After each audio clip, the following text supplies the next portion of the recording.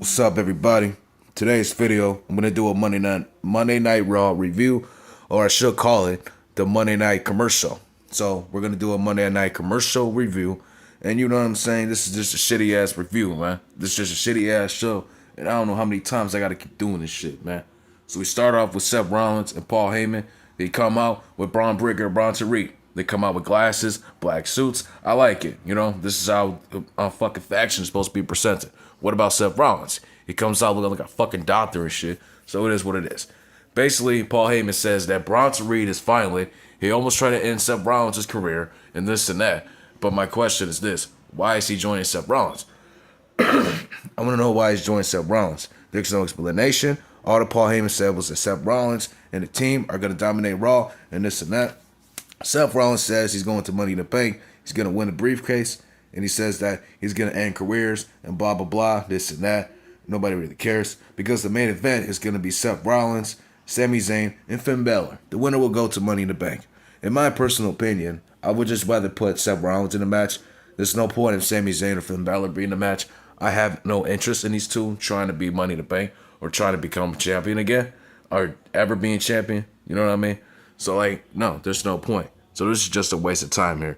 Up next, we have Rusev versus Akira Tozawa. This is just a laughable match. Like, everybody knows that Rusev will squash Akira Tozawa in seconds, right? So basically, that's what happens.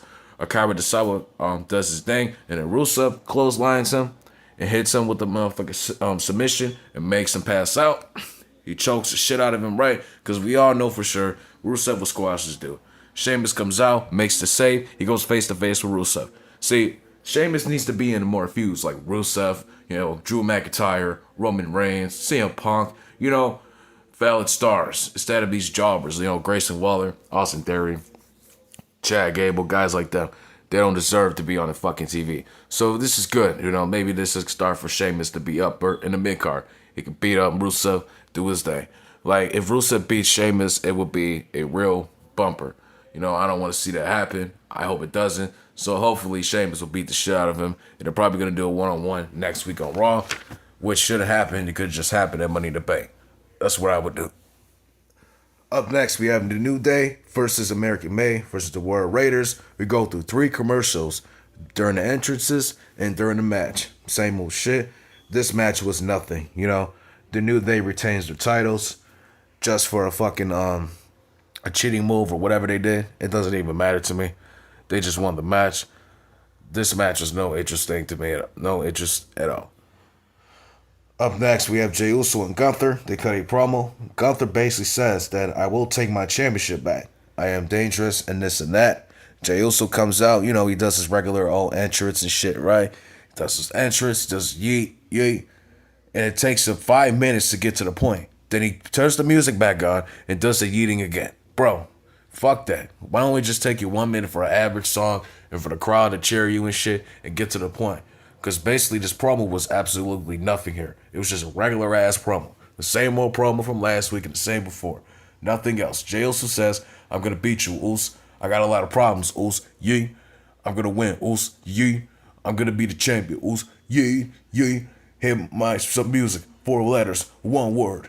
Yee. But we should say, garbage. I don't give a fuck if it's 4 words or not. You know what I'm saying? Up next, what we at? We have the returning Liv Morgan. Liv Morgan faces Kairi Sane. This match was nothing, Liv Morgan does her thing, man. Liv Morgan could put on a match. She carried this match. Kairi Sane is not irritating in the ring, let's be honest. So, you know what I'm saying? Liv Morgan hits a code breaker from the top rope. I thought it was fire. She hits the fire-ass top rope code breaker. You know what I'm saying? I actually thought it was good. It was not the best, but it was good. I actually enjoyed that shit. I thought she did her thing, man. She did her motherfucking thing. You know what I'm saying? So basically, Roxanne Perez comes in and tries to help out Liv Morgan. You know what I'm saying? Raquel checks. She's like, yo, I don't need your help. You can get out of here. She don't need your help. Blah, blah, blah. Kairi Sane gets the win with the roll-up. Liv Morgan gets upset. You know what I'm saying? Understandable right there. Raquel gets mad. Roxanne runs away. I have a question, man. I don't understand what's up with this whole Roxanne and Judgment Day thing, right? So we get backstage. They cut a promo. We silence the whole talking, right? Liv Morgan starts yelling and shit, walking back and forth. I don't know what the hell's going on. She just walks away. Finn Balor smiles, this and that. So Liv Morgan's just livid, right? Because my question is this: why you gotta add people to this fucking group? This is like the same thing. This is like when Rhea Ripley left. You're trying to add Liv Morgan to this group. So what? Dominic's gonna turn on Liv Morgan for Roxanne Perez? Is that what's gonna happen? This is the same repeatable shit. The same with the tag team match at Money in the Bank. It's like in WrestleMania 40. Instead, we could have had Rock and Roman and Cody and Seth in separate matches, but we're not gonna get Cena versus Cody again. You know what I'm saying? Which is understandable, and Cody should get his rematch. So like, what the hell? But I hope Cody doesn't win. But at the same time, this is just repeatable booking shit from last year. Basically, Triple H just copying and pasting his decisions. Who the fuck wants to keep seeing a fucking tag team match and keep seeing people turning on each other? It don't make any sense to me at all. You feel me? So up next, we have a promo from Rhea Ripley. She cuts a promo. She says she's going to win Money in the Bank, this and that. Nothing interesting, right? Like, I don't understand why she should win Money in the Bank. She should just go after the title. Because The Undertaker, no, who was it? Who the fuck was it? Batista won the title, and Triple H won the WWE title. They didn't win Money in the Bank. So I don't understand. If Rhea could win the title like 3 or 2 times, she should go after the championship immediately. She should have a rematch with Io Scott. Get this over with. Io drops the title because Io's doing absolutely nothing.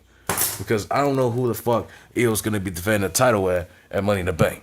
So we won't get a women's world title match at Money in the Bank, and it's pissing me off. And we're not going to get a world heavyweight title match. Fuck that. You know what I'm saying? Up next, we have a promo with Lyra Fakara and Becky Lynch. They go back and forth about personal shit. You know, Lyra, she's doing her thing, man. You know what I'm saying? But, you know, it's just nothing here. You know, it's nothing. It's a nothing promo. It's just the same old shit. Becky gets angry. She's like, you're an ungrateful bitch. Blah, blah, blah. If I win at Money in the Bank, you're going to fucking hold my hand. This and that. The same when I hold your hand when you won at NXT. Blah, blah, blah. This and that. Just a bunch of back and forth. Like I said, this is just the same shit from last week and the week before. So this is just a regular nothing promo. Just a copy and pasted promo. Same shit. You feel me? Karrion Kross runs into Sami Zayn. Sami Zayn goes out for his match. Karrion Kross tells him, man, you're out here handling all this shit, right? You should go to SmackDown and take that advice. But here you are. You're going to have much more trouble. Sami Zayn gets in his face. He says, yo, bro, I don't have time for your shit, but I will handle you right after this and that. Like, I don't understand what's the point of Karrion Kross keep messing with AJ Styles, Sami Zayn. Who is going to mess with John Cena next? And Karrion Kross is not getting a fucking match on the pay-per-view. We're not at least getting Karrion Kross versus AJ Styles. You know what I'm saying? Karrion Kross is not wrestling every week. He's just got to be backstage cutting promos and be like a sneaker, be like a fucking ghost creeper. You know what I'm saying? I don't get it. It's just a waste of time. Like, at this point, I don't care if Karrion Kross gets released. You know what I'm saying? Like, I want to see him, you know, go up, but still, there's nothing else for him to do. You know, it's not interesting, but, you know, he cut a good promo after WrestleMania, but still, he's nowhere. It's been a whole month. So you might as well just release him because they're doing nothing with him. If you're not going to do nothing with a superstar for a whole year, then obviously Triple H and WWE does not give a fuck. You know what I'm saying? So what, we got to keep waiting months and months? What, next year he's going to get a push? He's going to win the Royal Rumble? Absolutely not. So we get to the main event. Sami Zayn versus Seth Rollins and versus Finn Balor. This was an okay match. You know, these guys do their thing. They're good in-ring wrestlers. But at the same time, you know, they're not, you know, they're just boring as fuck on that mic. Like Finn Balor, Sami Zayn. They're really boring on that mic. You know, they're just skinny-ass, thin-ass dudes. These are like kind of dude, I could even beat the shit out of Finn Balor and Sami Zayn. Even though they're more athletic and more experienced, I could probably get in the ring with these two. So it's like, you know, why would you think, and why would I take it serious that these guys will be world champions, be big stars? What they should do is go to the gym and build more muscle. You know what I'm saying? They should be more serious, just more entertaining, man. Something, man. You know what I'm saying? So, like, we go through a lot of back and forth. Seth Rollins does his thing. He hits the curb stop on Sami Zayn. Finn Balor comes in, does his thing. Then until fucking Bronson Reed and Braun Breaker come in and attack Sami Zayn. And Jey Uso comes in. So they all brawl and do their thing, right? You know what I'm saying? It's basically the same shit, right? Jey Uso has a thing going on with John Cena, Logan Paul, and Gunther, and you have him in the thing with Bronson Reed, Braun Breaker, and Seth Rollins. Again, the same thing from last week. You're just having Jey Uso getting opponents thrown right at him.